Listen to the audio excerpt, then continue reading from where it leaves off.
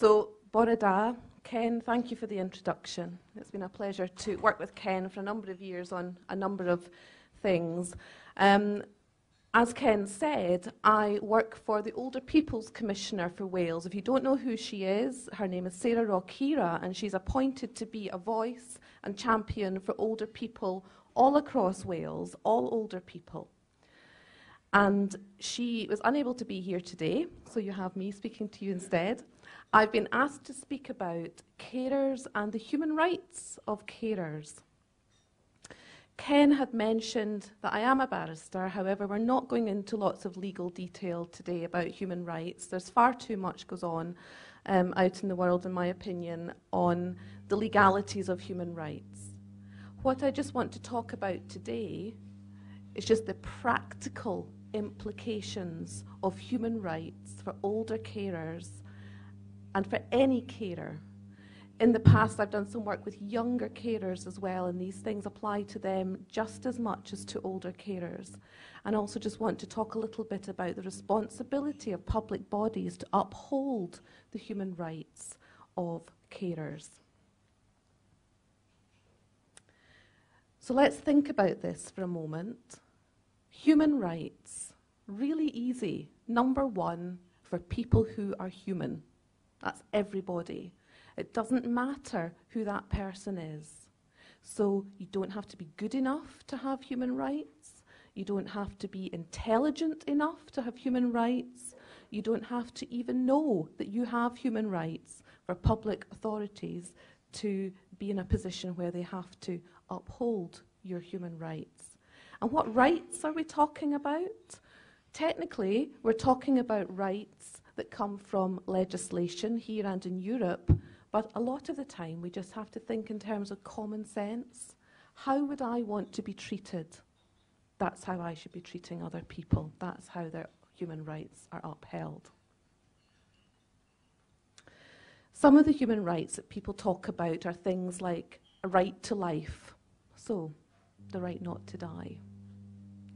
Some of the things that people talk about are the right to a family life, the right to a private life. There's a lot of buzzing coming from this microphone. The right to a family life. If you're a carer, it can sometimes be quite difficult to sustain family life, and I'll talk about that in a minute with some examples. There's also things like the right to a fair hearing.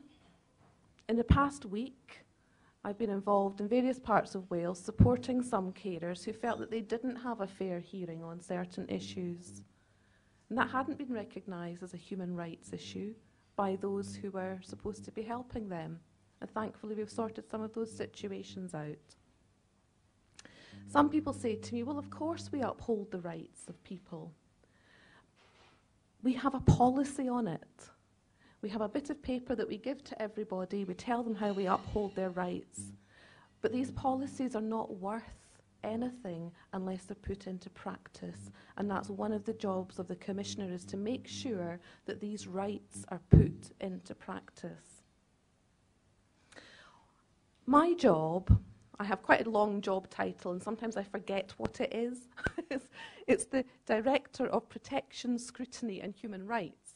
And what that means on a day-to-day basis is that I deal a lot with the Commissioner's quite complex casework. And in the new year, we're going to publish a book that will talk about some of the cases, obviously anonymised, that we've been dealing with, and some of the themes that have come out of those cases that we feel need to be addressed in Wales, as well as some of the really good stuff that's going on. But there are two things that always come to the fore when it comes to carers. The first one is that often carers are invisible.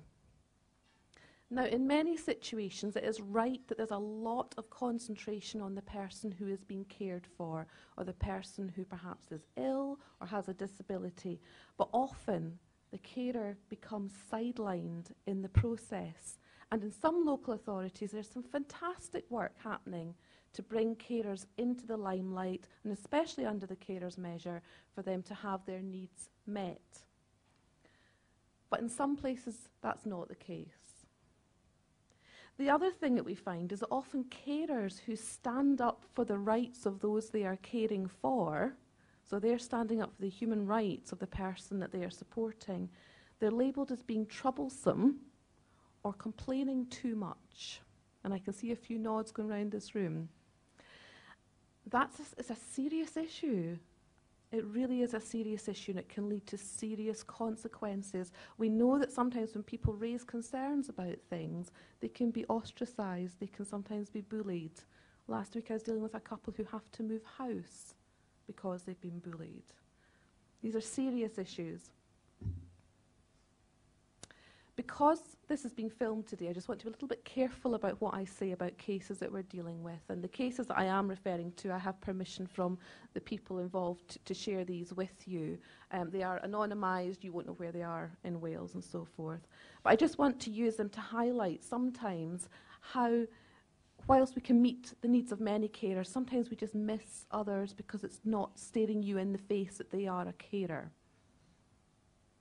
So we have a situation just now. There's a gentleman that we are assisting who has a degenerative disease, and just now he is in the process of changing over from local authority funded care. He has a set of carers. He's moving across to continuing health care. And the situation has been complex and difficult beyond belief, and that's why we got involved. He has 5 paid carers that look after him, and they do a really good job. But he also has a son who really fills in all the gaps that those paid carers just don't deal with, because they're not his family. They're not part of his family. And as we've been helping this gentleman, I've just been watching the son, who started off the process 6 months ago with a job, with a family, watching him, watching just how he's reacted as we've gone through meetings. And then at a meeting, 2 meetings ago we had, I just spoke to him and I said, have you had an assessment for your needs? And he just looked at me. And I said, well, you are a carer. And he just burst into tears. And at that point he told me he'd lost his job because he was taking so much time off to look after his dad, especially with all this complication that was going on. And 2 weeks ago, his wife had left him because she couldn't cope with it either. That is a human rights issue, because that man has lost part of his family life because nobody identified soon enough that his needs had to be met as well. Now, thankfully, that is being taken up, and it's my hope that he would at some point get back with his wife and his 2 daughters. Another human rights issue, because we are thinking about this very practically today, is one which is interesting given the talk we had about benefits earlier on, which even I was mystified and I thought I knew a lot about that. Excellent presentation, so thank you for that. It has been said by many that older people are not really affected by the changes to housing benefit and so forth, and on paper that's true. However, we do have one case just now where we have a gentleman who lives in a housing association home. And he contacted us because he was assessed by the local authority and the housing association as needing a walk-in shower. He has a condition that makes it very difficult for him to get in and out of the bath. He's got a very small bathroom. So assessed need was there. So he approached the housing association and they said, yes, we do have a budget. You know, we've got a £600,000 budget to do adaptations to homes. However, because you're an older person and you're living in a 3-bedroom house, we would like you to move to an adapted property. And he said, well, I don't want to leave this house. I've lived here for 36 years. I'm not in breach of my tenancy agreement. And also, we need 2 bedrooms at least in our house because my wife and I cannot sleep in the same room because of my condition. But the housing association has a policy which says he must move to an adapted property or he will not get the adaptation. So we got involved in this. And I'm sorry to say the council supported that position. So we're now taking it to a much more serious level. However, what was interesting in that case that is currently ongoing is, first of all, nobody had thought about his rights as a tenant, which are not really human rights, they're just contractual rights. But no one had thought about his right to live in the house he'd lived in for 36 years, where he raised his family, where all his friends are, all his neighbours, all his support. The property they wanted to offer him was 55 miles away from where he lived. But what really struck me was no one had considered his wife as the carer. No one had considered her rights. She is someone who will, in my opinion, probably far outlive her husband. And she was being asked to move to an adapted property with one bedroom for the rest of her life. There are real human rights issues there, and we're not picking them up on a day-to-day basis. It's not about everyone having their own way all the time under human rights. You know, someone said to me, well, you can't say that everyone should get to live in their own home regardless of the cost. And my reply was, that's not what I'm saying. What I'm saying is the starting point should be that someone should, if they want, be able to stay in their own home. Now, there may come a point where through discussion and inclusion and collaboration with that person that a different decision is made, but our starting point should be to uphold the human rights of the person and the carer. And sometimes we don't do that. Under Section 6, that's the only legal bit I'm going to do, under Section 6 of the Human Rights Act, all public bodies, and that means everyone who works for a public authority, myself included, are responsible for upholding the human rights of those that they serve. And I use that word serve, and a lot of people don't like me using it, but it's true. Public servants are there to serve the public. Sometimes it seems like the other way round. That's not the case. Public servants are there to serve the public. Sometimes there has to be a balance of human rights. Sometimes the carer's rights and the person being cared for, they clash. You know, it doesn't seem to sit very well together, and there has to be a bit of a discussion about that. I find this comes up an awful lot with younger carers, especially those in their teens who are caring for parents, perhaps. And so therefore it's really important that public authorities have a really good grasp on this, and that the whole idea and language of human rights is just running through everything we do. We use it as a measure, we use it as a standard. I've seen two situations, one which worked really well and one which didn't. I just want to share them with you. A carer spoke to me about a year ago. And she said that she'd gone to hospital for 10 days to have some life-prolonging surgery. It was really important. You know, she wasn't into, you know, have her nose done or something. You know, she was there for serious surgery. And she had 4 weeks recovery time as well. And of course, during that time, she received respite care.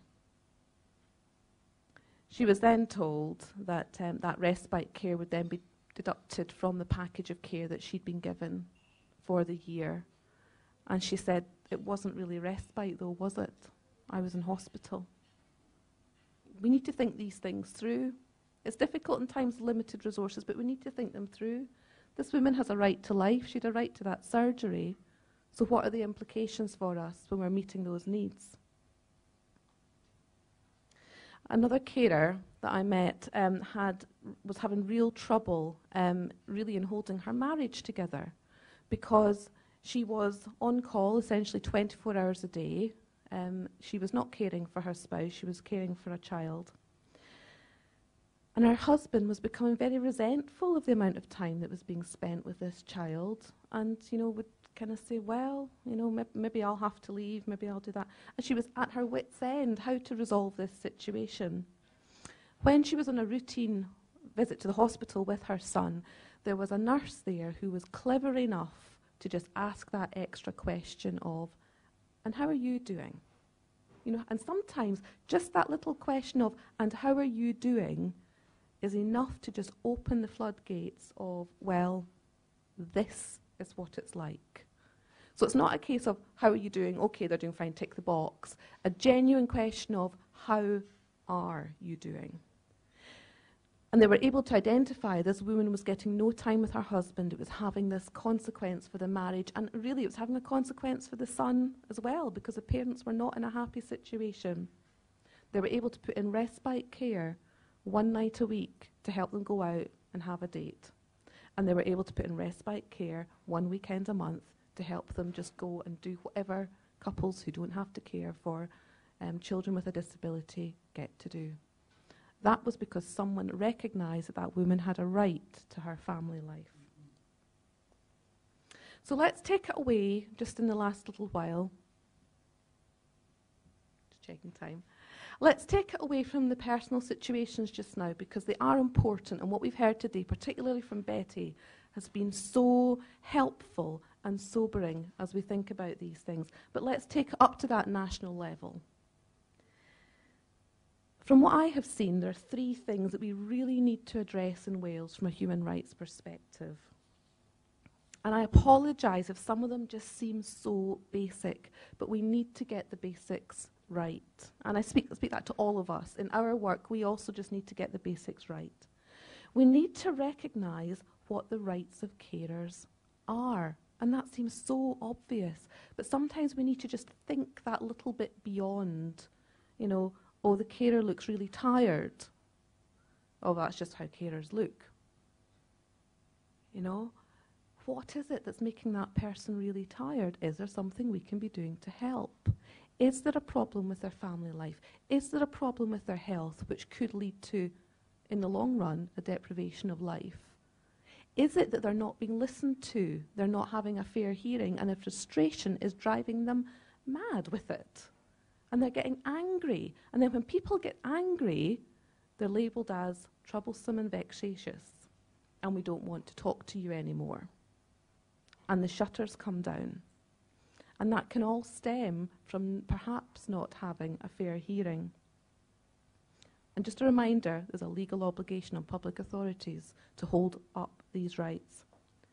Secondly, we need to recognise that when rights are not upheld, and it's because someone is a carer or because the person they're associated with has a particular what's known as a protected characteristic under the Equality Act, such as a disability, or because they're older, they have a protected characteristic of age, this can result in discrimination. And the human rights legislation is very clear that discrimination is wrong, and again, all public bodies have a duty not to discriminate against people for any reason, or not to unfairly discriminate against people. And that poor practice, if it exists, can be challenged in the courts. But how many carers have the money to challenge things in court? Not many.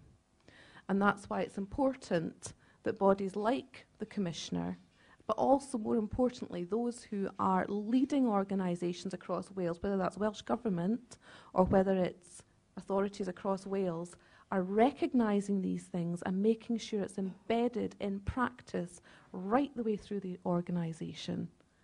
Are you looking out for the human rights of that person? Are you discriminating against them? No? Great. Show me what you've done to uphold the rights. And then the third thing is that carers need to be helped to secure their rights.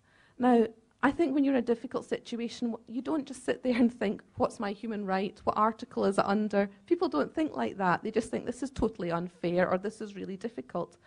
But I think organisations, as we heard earlier, who provide advice and support and other things like that, and advocacy organisations, see Ariel is here today, they are able to inform and help people to secure those rights that they have. I think if I was to do a straw poll round here, I'm not sure many people would say, yeah, I know completely and utterly what my rights are, and I know how I would secure them. We don't. None of us think about it on a daily basis. However, it's important for organisations who help carers to make sure that they are constantly reminded of, these are your rights, this is what you do, and this is how we're going to support you in achieving those rights. So distribution of information, human rights guidance. I think it's Carers UK have a very good document on their website about human rights and carers. It's for public bodies to assess their policies and practices against human rights standards. It's for public bodies to make sure that staff are completely trained in their understanding of what that means for older people. It's for organisations, dare I say it, like CSSIW and HIW to have this embedded in their inspection processes when they go round care homes and other places, and they're looking to see are the rights of those who are in those homes, plus their carers, who even though they may be out with the home, are still contributing care to that person. Are they being met properly? Many of you, well, some of you may have been listening to the radio on the way here today. You may have tuned in. It was about 12 minutes past 8, and heard the Commissioner on the radio this morning, and she was talking about carers' rights and the fact that she feels that still a lot more could be done in Wales. And during that time when she was speaking to the BBC, she announced that there would be a review that she's going to carry out of the carers' measure.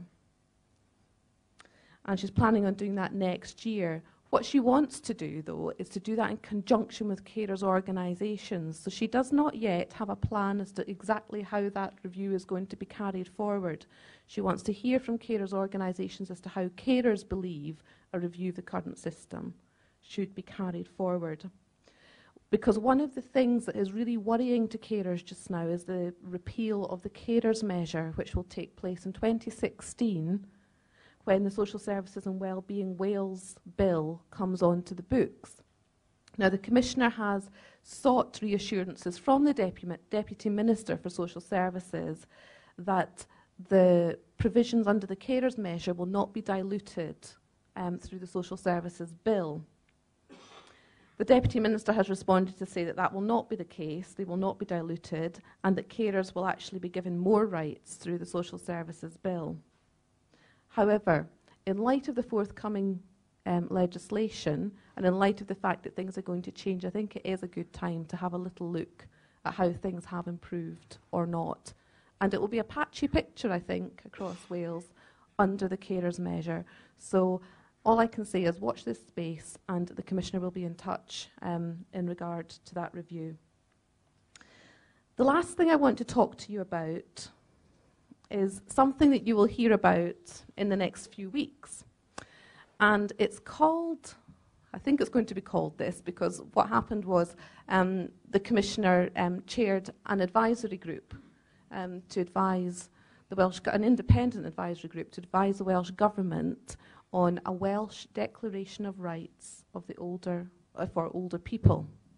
So a Welsh Declaration of the Rights of older people. Now, I had the opportunity to chair that group, and I have to say it was the noisiest group I have ever chaired. It was all older people, most of them over the age of 70. Rowdy bunch, really rowdy.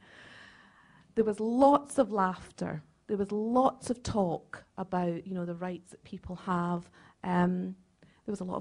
There were quite a few tears, to be honest, at points, as people described, especially as carers, the things that they had to deal with on a daily basis. That group has come up with a report, and it's come up with a set of reminders of the rights that older people have. Because, of course, older people have exactly the same rights as any other adult in Wales, but we feel people need to be reminded of those rights. Welsh Government have accepted that report, and we believe it's going out for consultation in the next couple of weeks. So what we'll do is we'll try and circulate it as widely as possible, but please look out for it on the website, which is not terribly accessible always, of the Welsh Government. It will be there under the consultation section. Please read it and just make your honest comments on it. But if this Declaration of Rights is adopted, it will set out very practically what the existing rights of older people are. It will also set out suggestions as to how those rights can be more visible in forthcoming legislation and guidance, and it's important. When you read it, it has some nice little quotes that just come from people who we've just met out and about. And I hope that when you read it, it will really ring a bell with you, and you'll think, I can relate to this. So I just want to finish by saying, when Betty spoke, she spoke about how Wales needs to be at the forefront of work on dementia. And she mentioned about how that we do have world-leading experts here in Wales. And I think there are those who really want to lead that work forward, and we need to just see the right organisations getting behind and pushing that forward.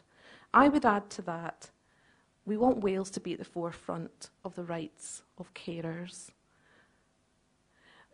When I travel around, I go up to Scotland and across to London quite a lot for meetings. People are watching Wales to see what goes on here. They think the carers measure is very innovative. You know, they are watching. And so I just encourage you, every possibility you get, you know, let your story be heard. Let it be heard through the forum that Ken's talking about. Let it be heard to local authorities. Let it be heard to Welsh Government where there's opportunities to do it.